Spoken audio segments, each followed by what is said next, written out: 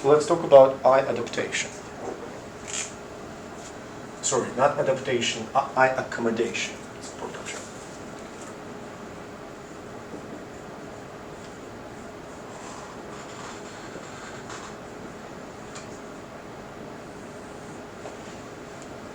So what do we have here? You all understand, we basically have a unique optical instrument that has flexible lens. Okay, good? Understood? So how this whole thing works. The previous picture, the big drawing that I had here, was the cross-section of an eye in sagittal plane. Does that make sense? This is what I did with an eye. Or this. Either sagittal or transverse, doesn't matter. But if you will take a frontal section, the picture will be drastically different. So I'm going to draw a little bit of it to kind of explain what you see from the side and what you see from, in frontals, coronal section.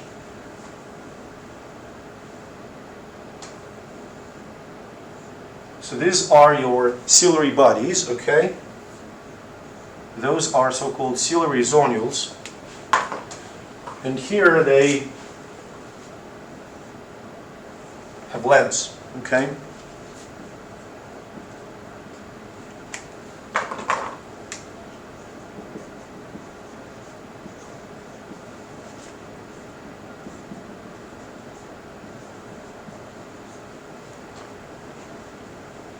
Now if you think about it, think real hard. Or you don't think and you just open this. Your ciliary body is right here.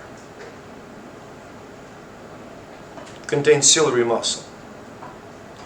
And if you put these two parts together, like this,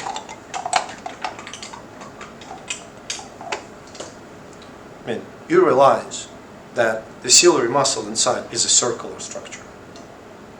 Okay, we good? So in the coronal plane, in the coronal section, this is what you're going to see. I'm not great at drawing circles, okay? But you've got ciliary muscle. It's the part of the ciliary body. You've got lens in the center. Okay? And these lenses are suspended. Lens is suspended by these ligaments. Okay? So these are ciliary zonules, or suspensory ligaments, and so on. So far, does that idea make sense? Okay, now, how does your eye accommodate? And I'm gonna lay it out just sort of in a sequence here, but before I do that, I want to go over contraction and relaxation of a circular muscle with you one more time, okay? So this is the circular muscle. My hands form a circle, more or less, okay? Generally speaking, when muscle contracts, what happens to its length? Does it become shorter or longer when it contracts? When muscle contracts, does it become shorter or longer? Shorter. Shorter. So when your circle becomes shorter, look what happens. This. It make sense? When your muscle relaxes, it becomes longer, and this happens. Okay? Everybody's clear on that? We're good? So let's take a look. What happens when you need to look at something far?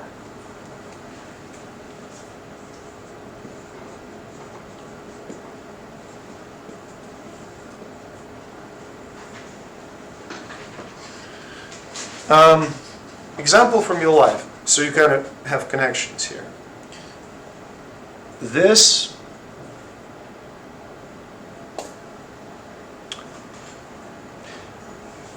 that'll work. So this window, the glass in this window, does it bring objects closer? No, it doesn't. Why? Because it's flat. Good? So for distant vision, the goal is to make your lens flat. Okay? So how do you do it? The ciliary muscle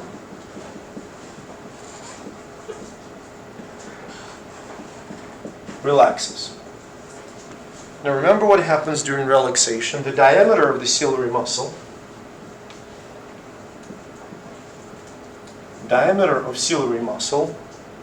increases, right? It expands.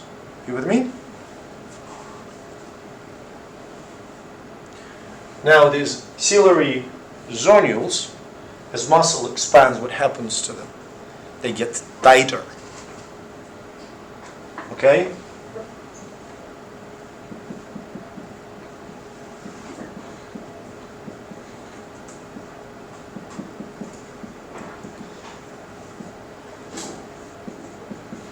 Okay, when they tighten, what happens to the lens? The lens flattens.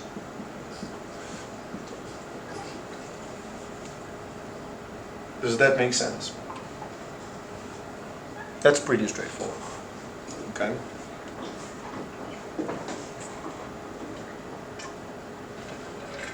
Now, based on your experience, previous experience, remember sympathetic being fight or flight and parasympathetic being energy conservation. Your distant vision will be your dominant response in which situation? When you are chasing a prey or running away from a rabid raccoon, or when you're sitting on the couch and reading a book. When? Is this fight or flight or rest and digest? Rest and digest. Fight or flight. Because when you're reading a book, you're looking at something close. That makes sense? So this is under sympathetic control.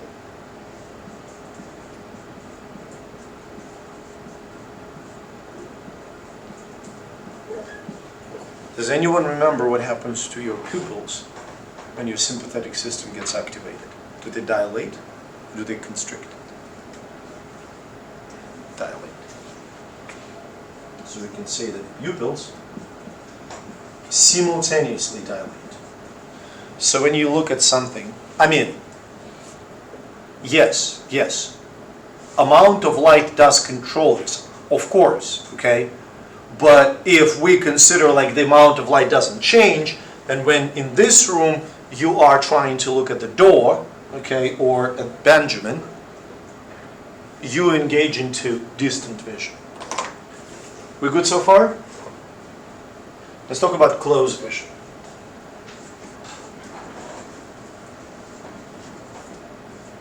What we can do, we can reverse each and every step. So, ciliary muscles, they contract. The diameter of ciliary muscle reduces. Ciliary zonules loosen, and as they loosen, your lens, which is intrinsically elastic, bulges.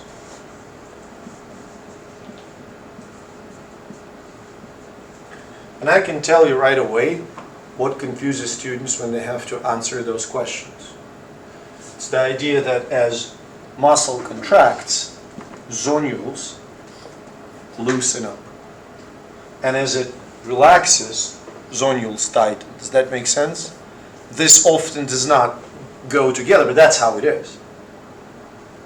Question so far? Make sense, Barbara? Good. It's the new world of facial expressions, you know. I have to read them. Huh? Was it something I was giving off? I'm not reading them well after a year, obviously. So this is under parasympathetic control.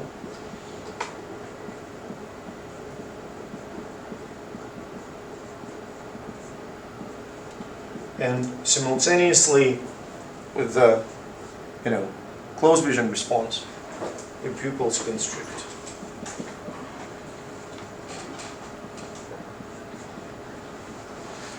That makes sense.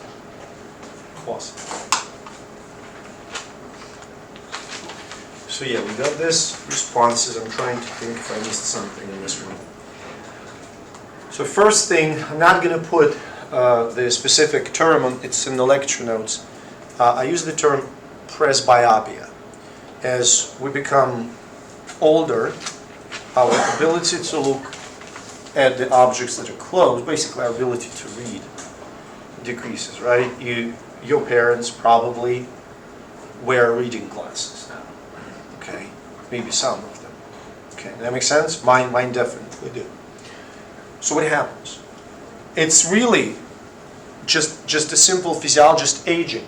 Lens becomes bigger and bigger, but also the proteins, the crystalline proteins, they become stiff. And the ability of lens to bulge properly, it's reduced. Lens becomes less elastic and the ability to accommodate here is not as good. That makes sense? Now, what about how to say, not age-associated visual problems. So the first not age-associated visual problem is called myopia, or short-sightedness. I am not positive in my ability to properly spell sightedness, so I will leave it to you. Okay, short-sightedness. So what happens in short-sightedness? You have lens, and you have retina. But your eye is too long.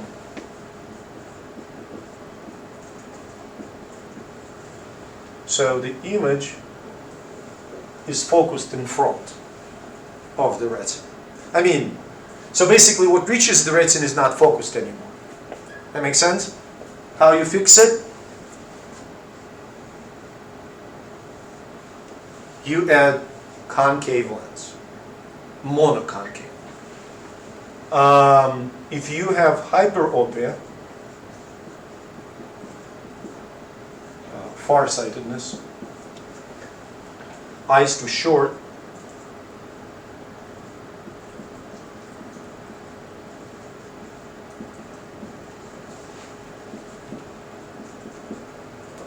and the image is focused behind.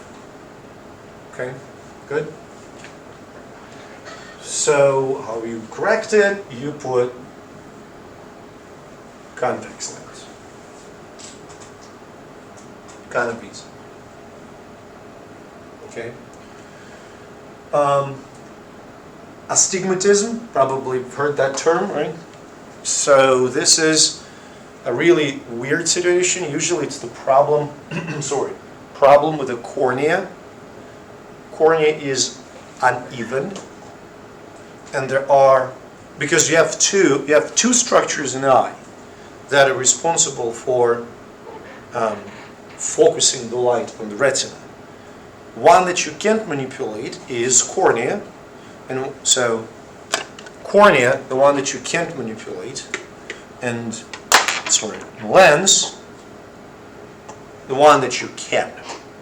Okay, so if cornea is not perfectly shaped, there are sort of hills and valleys on it, right?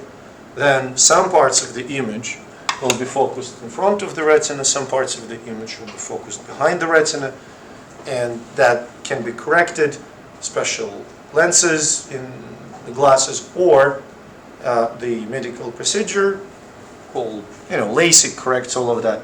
LASIK works not on your lens, but on your cornea.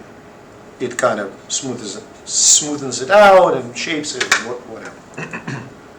Okay, good. There are some people, and I know a person like this, who have myopia in one eye and hyperopia in another, which kind of sucks. Okay, I mean, it's not astigmatism, but still, it kind of sucks. So far, we good? Make sense? Okay, let me think. Well, that's going to be for that chapter.